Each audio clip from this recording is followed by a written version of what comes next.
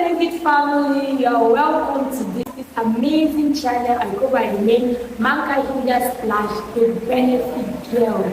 You're welcome to this channel. If you are seeing this face for the first time, you are warmly welcome. To my returning subscribers, I love you all and all love you guys. And to those joining or seeing this video for the first time, you are warmly welcome. So in this channel, we talk about everything beneficial to the youth and everyone that can help us develop our environment, the world, according to the will of God. And some important aspect that we talk in this channel is we talk about faith, lifestyle, music, social life, and every other thing that you would like us to talk about.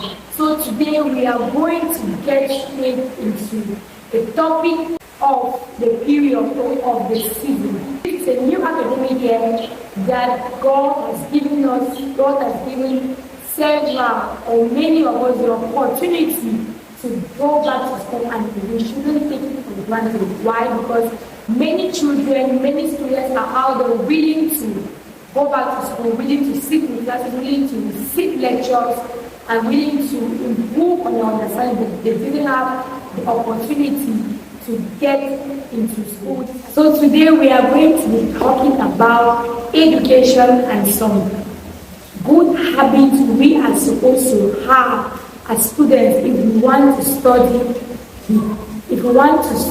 and succeed at the end of the academic year. So before us, we have 7 tips that will enable us study with success. Many of us face challenges at the beginning of the year because we are still trying to get used to the environment, get used to the manner of lectures, get used to the lecturers, the atmosphere, and so on and so forth.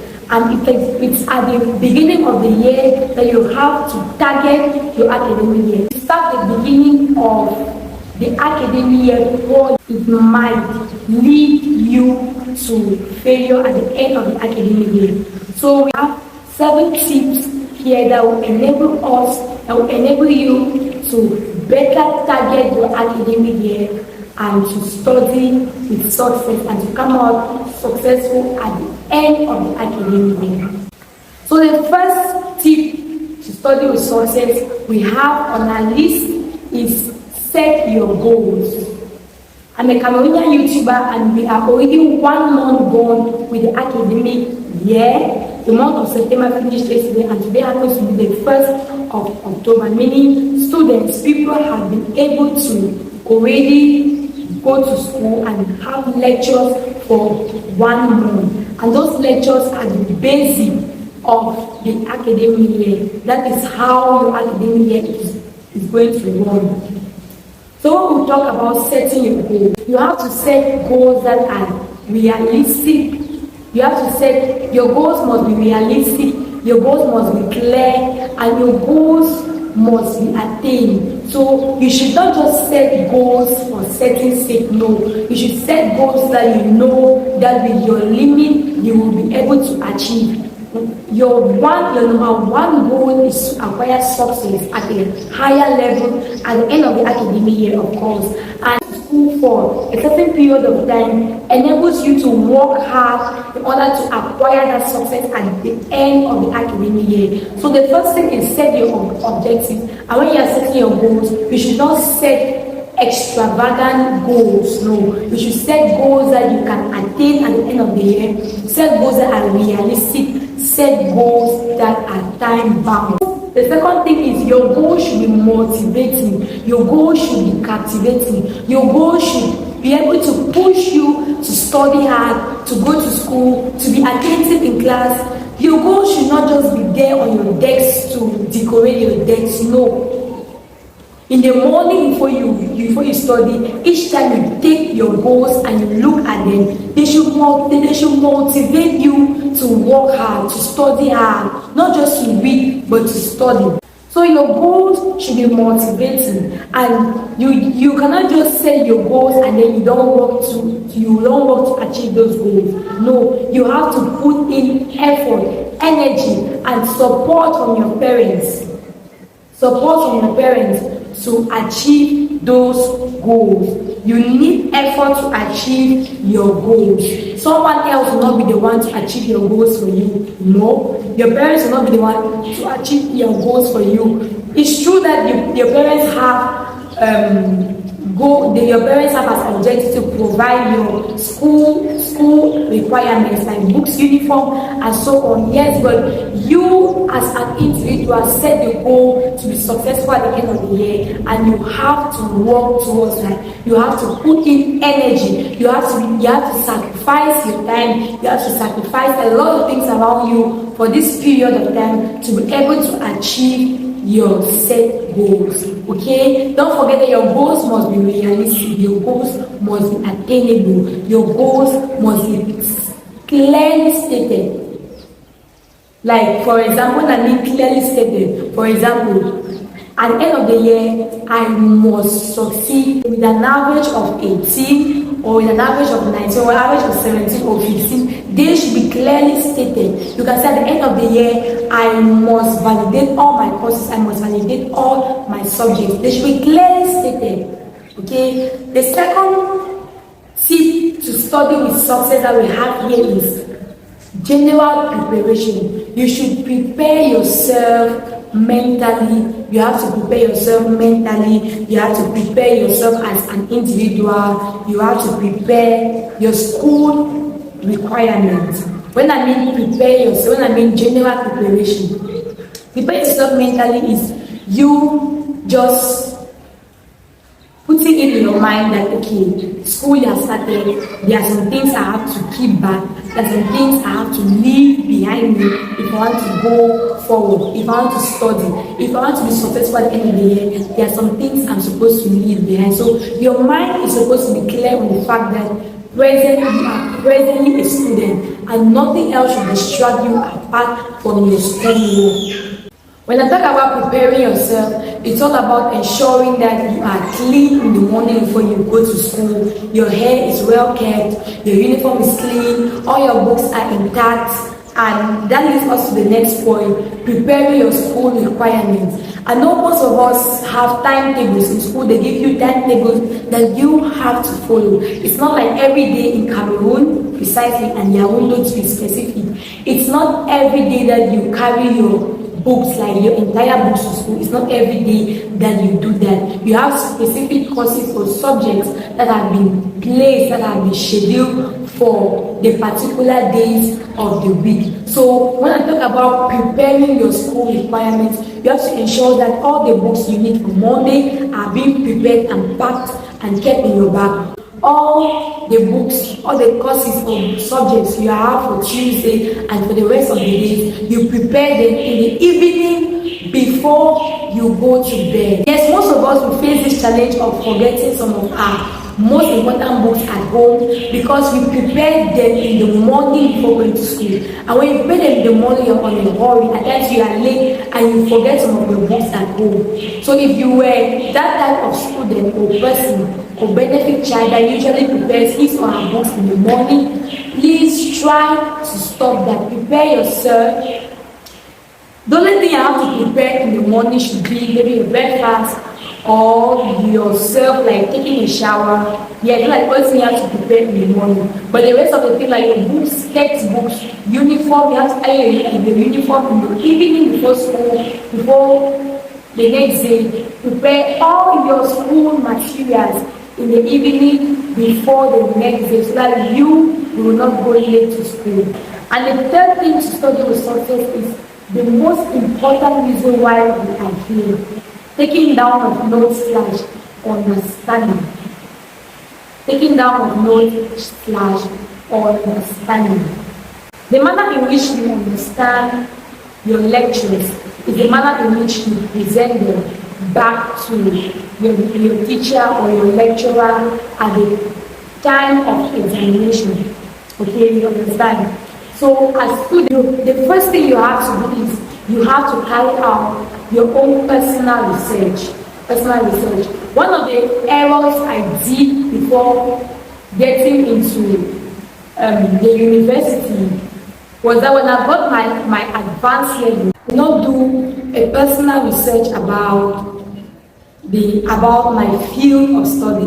Yes, it's true. I did a personal research about the school as a whole, like the courses, the departments they offer, and so on and so forth. But when I had finally known the department or the field of study I had to do, I did not go into details of doing research of what that field was all about. So I'm presently in the field of logistics and transport management, and I knew what transportation was all about, but I did not know what logistics was all about.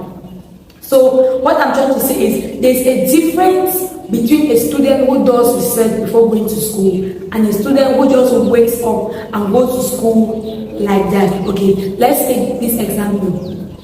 A student who does research about his or her school environment, the courses they offer, and what he's going to do in that school will be open-minded to the lectures that will be given. That student will already have questions to ask the lecturer when he goes to school.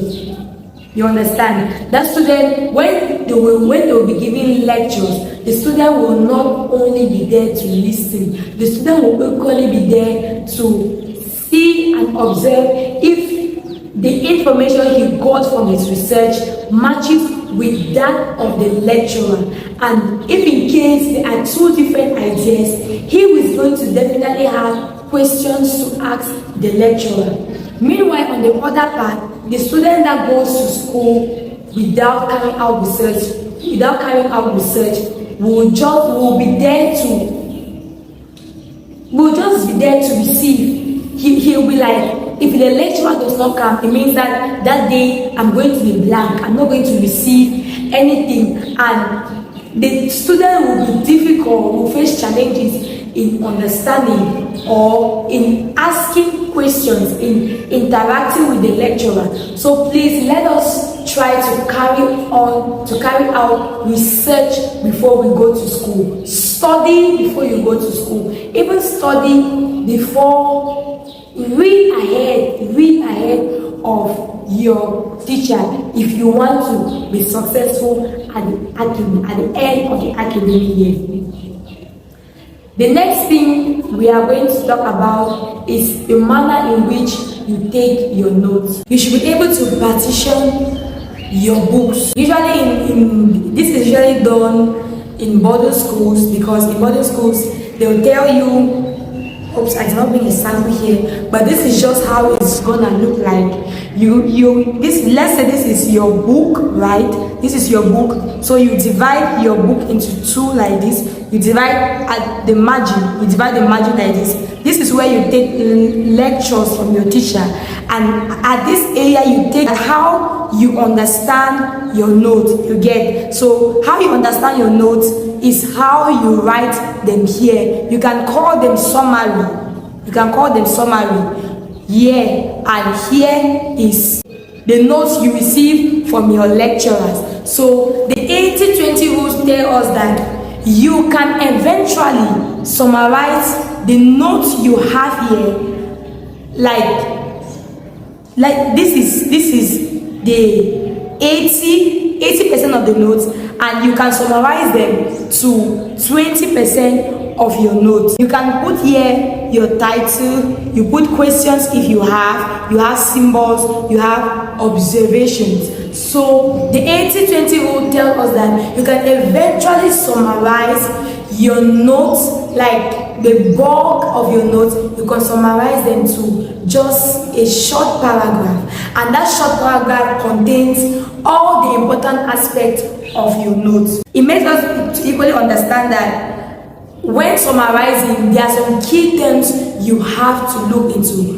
You have to take into consideration. You have the objectives, you have the main elements of the topic or of the course of that lesson itself that you have to take into consideration. And when they talk about summary, summary is not you going to copy back what was given by the lecturer. No, summary is all about reducing the bulk of work to very little notes, in such a way that when you read those notes, you will be able to understand them. Like, for example, everything I'm talking about is in this book. So this is a book of 17 pages.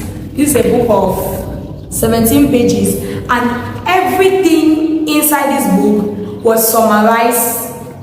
Like this is a summary. This is a summary of everything that is inside this book. So the 80-20 rule makes me to understand that 20% of the notes that have been given to me can enable me succeed eventually if I take note of the most important things. And certainly summary of your notes is very important, because you can read it at any moment, anywhere you find yourself, you can read it. And it's also important because you will not need to go through all the pages of your work. Excuse me. Like I earlier said, if you take note of the keywords, if you take note of the elements, the main thing of the notes, you will be able to recover all your notes when you look at your summary.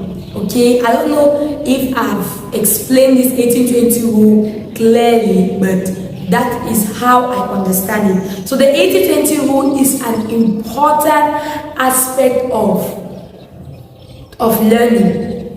It's an important aspect of learning. And another thing is that taking down of notes depends on how you understand the notes. I earlier said this, and it is mostly done when the lecturer is explaining. So at times we students usually think that what the lecturer explains is different from the notes he gives. Like when I was in level 2, we had one of our teacher. His notes were completely different from what he used to teach us, like from what usually comes out of his mouth. So we the students already just knew that if you miss any of his courses or any of his classes, know that you have automatically failed his course, because you could never read his notes and then you understand it. First, the notes were first of all full of a lot of high grammar and so on and so forth. So for you to better have a clue and an understanding of the notes, you had to be present in all of his classes.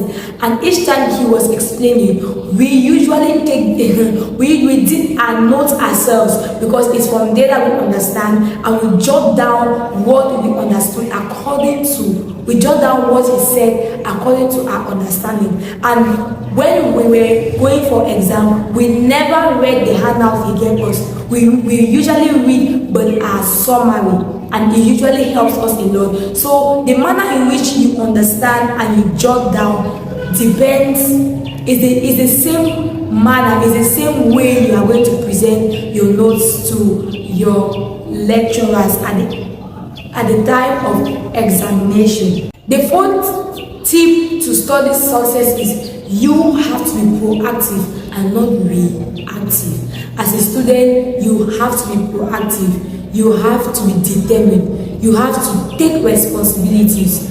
You are not supposed to be forced to study. You are not supposed to be pushed to study. You remember we said at the beginning of this video that you have clear objectives that you have to set, and you have, for you to attain just those objectives, you have to be disciplined. And to be disciplined means you have to be proactive. You have to be responsible for your actions. A proactive person is not someone that put blames on others. You failing in the first sequence or the first semester does not give you any right to put the blames on your lecturer. Let me say for instance, if I had failed the course of my lecturer whose notes were totally different from what he gave us, I have no right to blame him for not teaching or for giving us heavy or for giving us handouts that had a lot of difficult words on it. No, I was not supposed to blame him. As a proactive student, I had to do my personal research. I had to do my research on what the course is all about. I had to study hard. I had to look at other books that have a relation to the course that he was assigned to teach. So, being proactive, you are not supposed to put blames on others for your failures. You're not supposed to blame your father. Do not blame your father because he did not provide your textbook and because he is not providing, it led to your failure. No, you're not supposed to blame anyone as a proactive student. You are equally supposed to know who you are, know yourself, know what you are capable of, know just know yourself. As I earlier said, know yourself. I equally, as a proactive person or student or benefit child, you are supposed to, in fact, you are supposed to know what is good and what is bad. You know that if you don't study, you are definitely going to fail. That is just a fact. No magic will fall from heaven that will give you an average of 19 or 16 or 15. No magic will fall from heaven. So you have to know that if you don't study, you are going to fail. If you study, you are going to succeed. That is just a clear fact. You have to be conscious of that fact. Equally, as a proactive student, you have to be willing to work hard. I already said this earlier. You have to be willingness. You have to be willing to work hard. You have to be willing to succeed, willing to take those responsibilities of sacrificing your time, sacrificing the things you are supposed to be doing, and to know what you are going for. What are the goals you set? The fifth tip to study with success is memory strategy. How do you memorize your notes? How do you understand your notes? How do you store your notes? The first thing you have to do is you have to keep your study environment very, very clean. Your study environment is supposed to be very, very clean. That is your books, your textbooks, your bag, even the way you copy your notes, it is supposed to be clearly presented. It should be presentable. Your notes should be presentable. Your handwriting should be of good quality, and your study area should be clean. Secondly, understand the notes. I earlier said if you are a slow learner, you should not be distracted when lessons are going on. Pay close attention to the lessons and take down your notes according to how you understand it. Go through your notes again and you do your summary. Memorize. You can memorize your notes. You are using images. I don't know how this works, but they told me that I was told that science students can memorize their notes using images and so on. So if that works for you, as a science student, if you can memorize your work using images, fine. If you can't, just go through your work, and if you, as I said, you're a slow learner, read your work many times as possible. To be able to study with success, you have to be creative. When I talk about being creative, it's you have to re-strategize. If you discover that the method you used to study for the first semester or the first sequence was not productive enough, then you should be able to re-strategize a different method that will enable you to succeed at the second semester and equally at the end of the year. It's not because you did not succeed at the first semester that you're going to be discouraged. No, as a proactive student, you have to take responsibility of your actions, and knowing what is good and bad, you have to take more engagement. You have to be engaged. You have to be attached to your good work, and you will succeed. You can sing your notes as a song. I'm a singer by the grace of God, and this is the strategy I use to succeed especially at the university, I usually sang my notes I formed my notes like songs, like structured songs, in such a way that when I'm in an examination or if in case a particular topic is given, I just remember the song and I begin to sing, and everything just comes to my mind, be fresh, and I just write smoothly, and that is how success came to my life. So you can equally create your songs to this, create your notes in a way of a song, and you memorize it. Lastly, you have to always work with your summary wherever you go. We in Cameroon, we know that when you are already when you are already close to your ordinary level and advanced level, you just behave like a fool, because wherever you are, no matter where you are, no matter the time, the place, you are always having a piece of paper, you are always holding a piece of paper on your hand that you use to study. That when you are walking, you just take it, you look at one word, and you see if everything that concerns that word can come back to your mind. So you have to always work with your summary wherever you go, no matter the time, no matter the circumstance.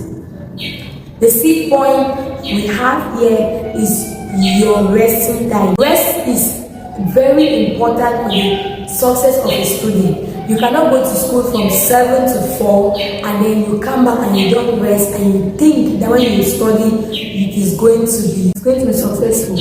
Yeah, some people try that, but it's not good. It's not good. Your siesta is very important. You have to sleep when you come back from school, and you can sleep for 7 hours.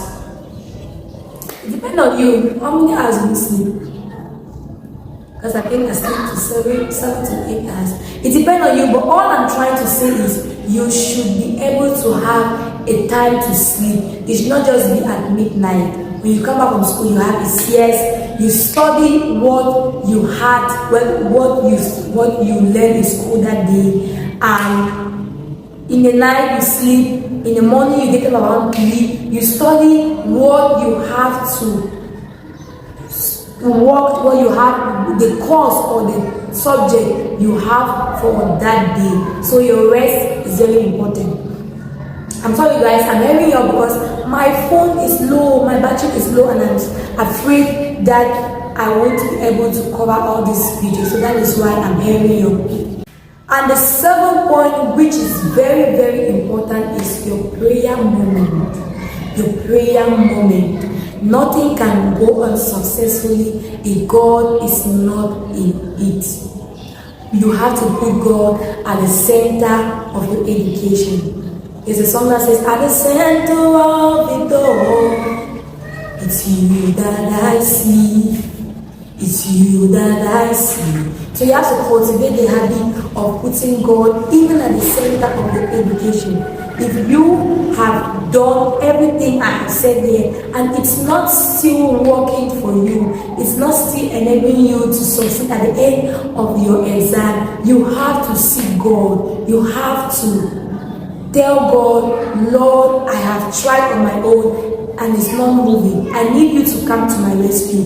Come and save. Come and grant me wisdom. Come and grant me understanding. For his word says, ask and it shall be given. If you ask for wisdom, if you ask for success, he is a father that won't give you snake when you ask for bread. No, he is not an earthly father. So ask for him. Ask him for anything, everything, and it will be given to you. And you cannot communicate with God if you haven't given your life totally to him.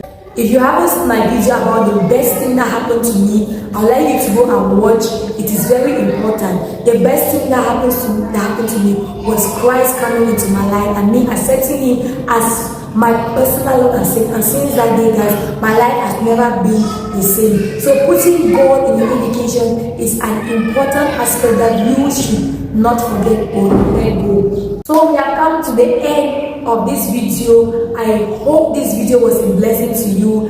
I hope you understood or you picked or grabbed 1 or 2 things from this video. I pray it blesses you, and I pray that as you take in these 7 tips to study with success, I pray that at the end of the year we are going to have great testimonies in this channel. If you haven't subscribed to this channel, please, I would like you to subscribe now and to join the benefit family. And till I come your way, keep loving, keep believing. Bye.